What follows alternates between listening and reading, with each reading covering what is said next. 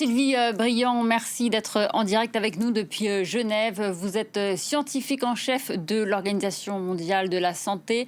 On vient de le voir dans ce... bonjour à vous et merci d'être avec nous.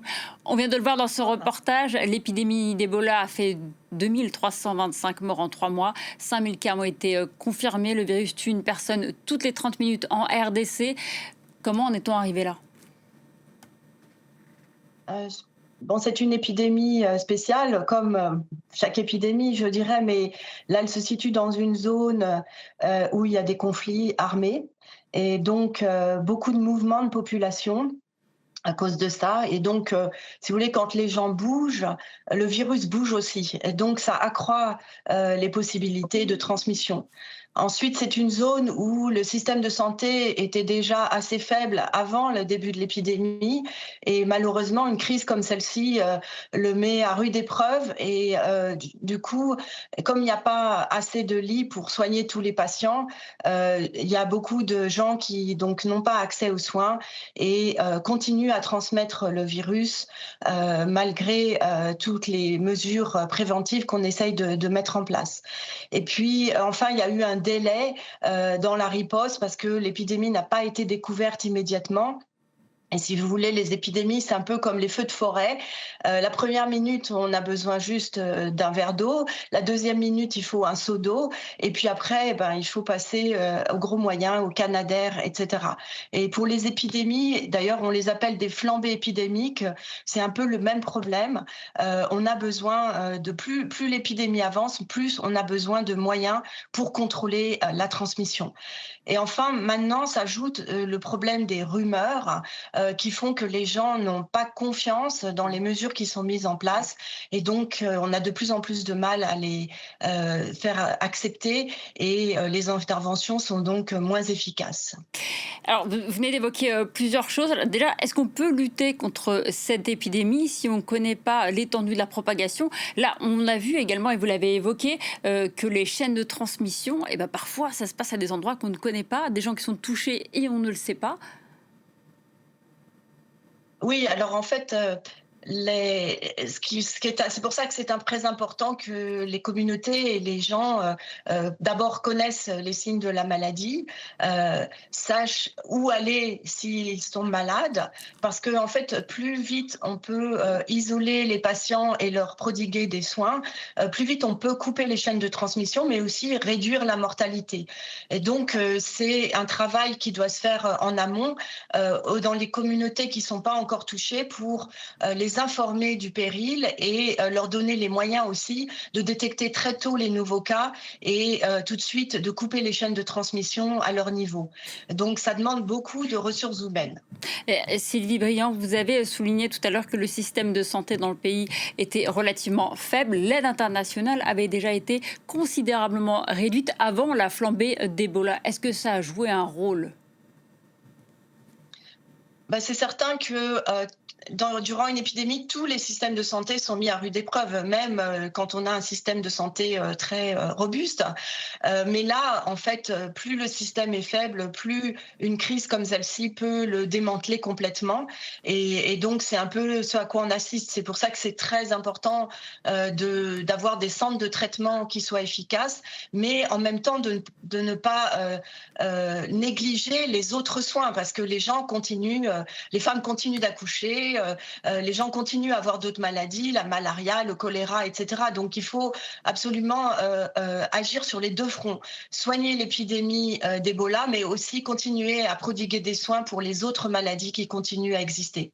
Alors, l'OMS avait appelé à renforcer la riposte pour lutter contre cette épidémie.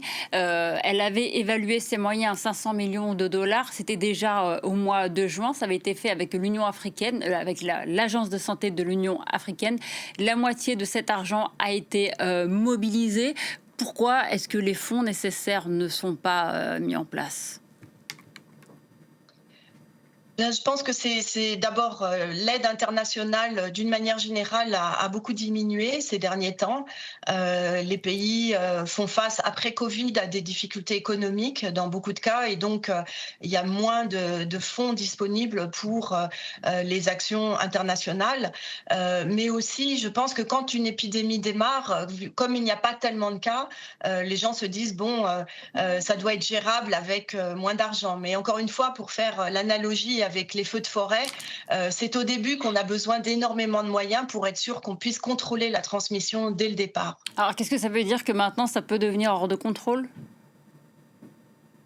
Alors, c'est pas hors de contrôle, et c'est pour ça que c'est important aussi de donner ce signal que on peut évidemment faire quelque chose, et c'est ce qui est en train d'être fait, mais il faut pas que les gens baissent les bras. Donc c'est pour ça que le soutien international est extrêmement important en ce moment, parce qu'on a fait énormément de progrès. On est en train de rattraper l'épidémie qui avait une longueur d'avance, et donc c'est maintenant qu'il faut vraiment mettre le paquet, je dirais, pour vraiment contrôler toutes les chaînes de transmission. On est actuellement à 85% Mhm. du contact tracing. On voudrait arriver à 95% dans les semaines à venir. Ah, ça veut dire qu'il y a une prise de conscience au niveau international des autres pays qui sont redevenus un peu plus solidaires vis-à-vis du pays face à la flambée de l'épidémie? Alors exactement, ça veut dire aussi que bon, on essaye de communiquer beaucoup mieux sur ce qui est en train de se passer, et avec le temps, comme on a plus d'informations aussi, on arrive mieux à donner des chiffres, etc. On a aussi des meilleurs tests diagnostiques.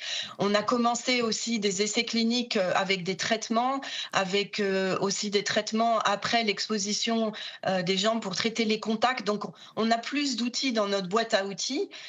Mais il faut les moyens maintenant pour les déployer et les utiliser dans toutes les zones. Et malheureusement, comme l'épidémie s'étend.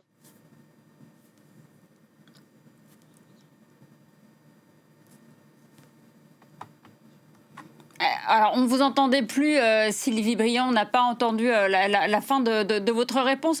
Juste rapidement pour terminer, on considère qu'il y a 10 pays qui sont menacés par la propagation en Afrique de ce virus d'Ebola qui est parti donc de la RDC.